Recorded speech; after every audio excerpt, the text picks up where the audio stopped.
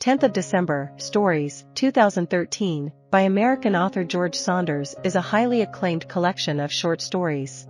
Known as a master of the form, Saunders showcases his talent in this book, which features stories written between 1995 and 2012, some of which were previously published in literary outlets.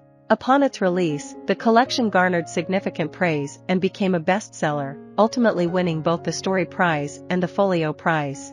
Comprising 10 stories, 10th of December revolves around the theme of failed empathy between characters.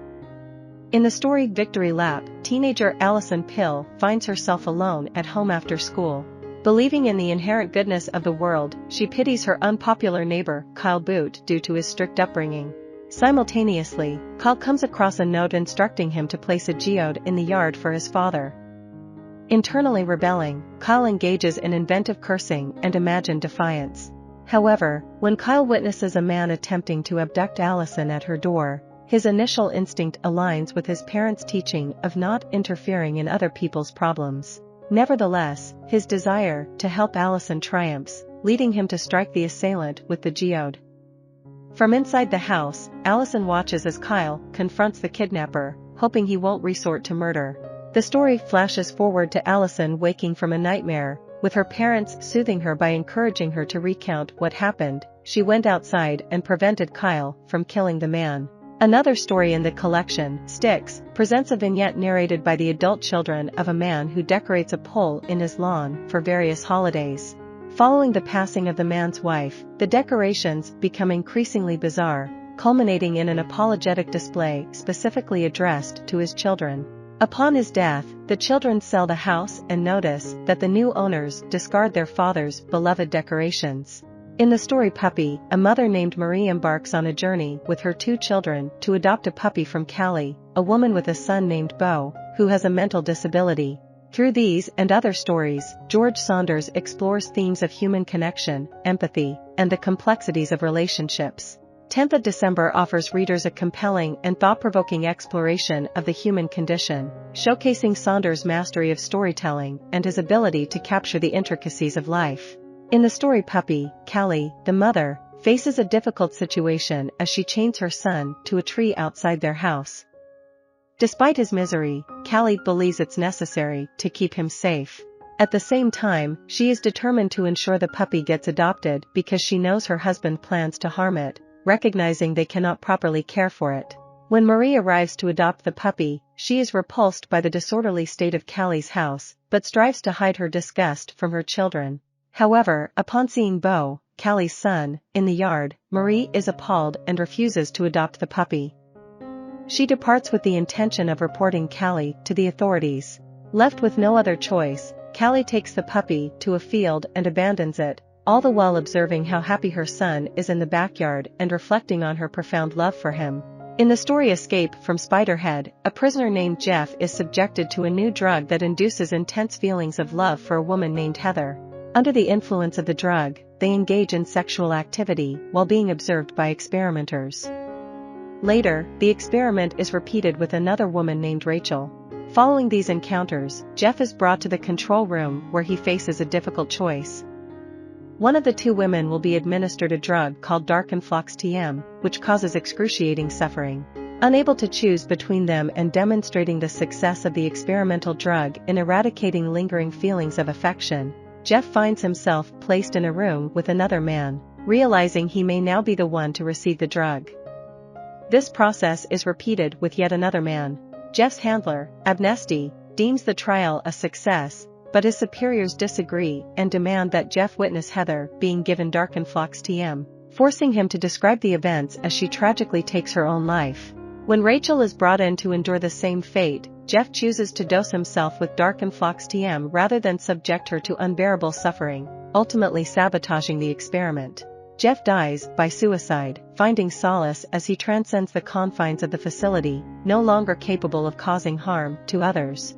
In the story Exhortation, the narrative takes the form of a memo written by a supervisor named Todd to his employees, addressing company morale and offering encouragement. In the story Exhortation, Todd, a supervisor, uses the analogy of cleaning a shelf to convey the importance of maintaining a positive attitude while instructing his employees. He specifically mentions an employee who initially displayed high productivity but later faltered, using this example to subtly threaten the rest of the team. It becomes evident that the work they engage in is deeply demoralizing and violent in nature. There is an implied notion that if they fail to continue this work, they may themselves become victims of it. In the story Worsen, the titular character finds himself auctioned off as a bachelor for a local charity event.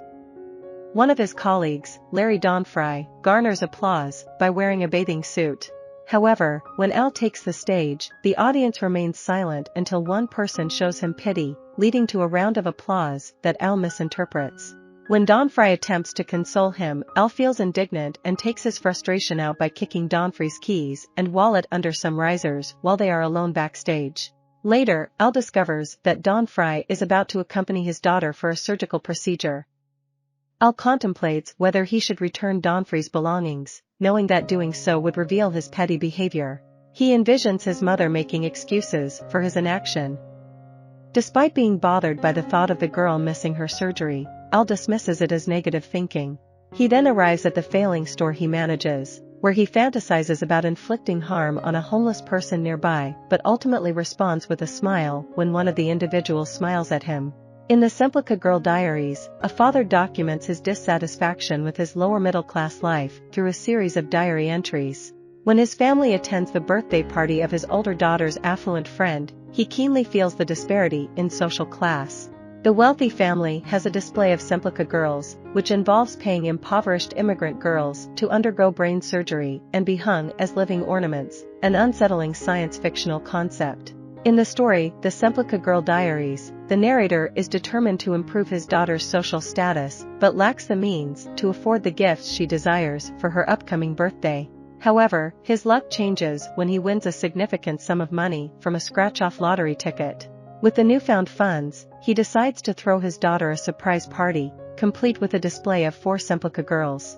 The party is a success, but his youngest daughter, Eva, becomes deeply troubled by the presence of the Semplica girls, believing that they are experiencing suffering.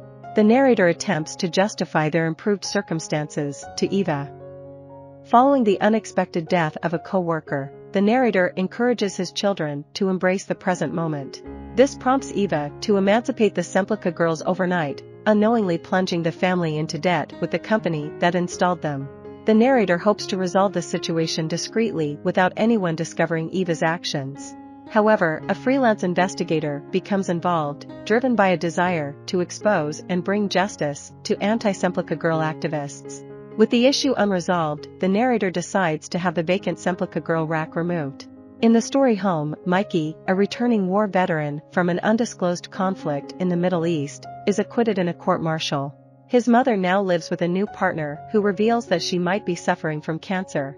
Mikey attempts to visit his sister, Renee, and his nephew, but encounters resistance from her in-laws, who deny him entry.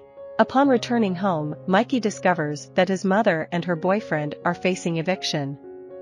Fueled by anger, he assaults the landlord. Observing from hiding, Mikey witnesses the sheriff carrying out the eviction, and he threatens to burn the house down unless they improve their situation. However, seeing their fear, he relents. Mikey then goes to his ex-wife Joy's house, only to find her absent.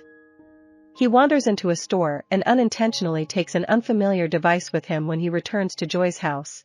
Confronting Joy and her new husband, it is implied that they had an affair while Mikey and Joy were still married.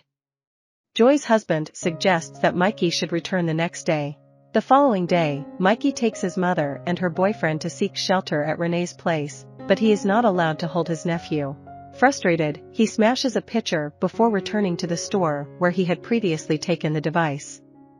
He returns the device and engages in a conversation with another veteran who served in the same conflict.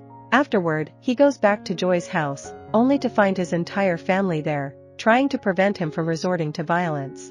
Though initially outraged, Mikey's anger subsides when he witnesses his mother's vulnerability. Internally, he pleads for them to bring him back from the war. In the story My Chivalric Fiasco, Ted witnesses his boss sexually assaulting his colleague, Martha. As a result, he is promoted from being a janitor to a pacing guard at the medieval-themed attraction where he works. As part of his new role, Ted is given a drug that induces chivalrous behavior. However, when the drug takes effect, he cannot help but reveal the truth about the assault, believing it is the chivalrous thing to do. As a consequence, Ted is fired, and as the drug wears off, he realizes the cruelty and recklessness of his actions. He watches the sunset as a final surge of the drug courses through him.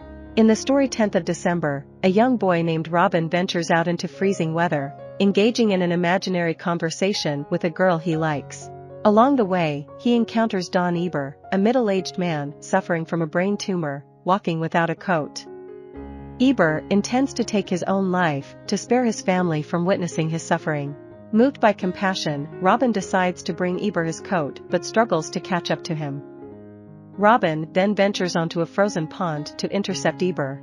Eber sits down, prepared to meet his end, but when Robin falls through the ice, Eber exerts great effort to rescue him. In a state of shock, Robin is dressed in Eber's clothes and jacket before being led back to the trail. Robin runs away, leaving Eber to face the bitter cold alone.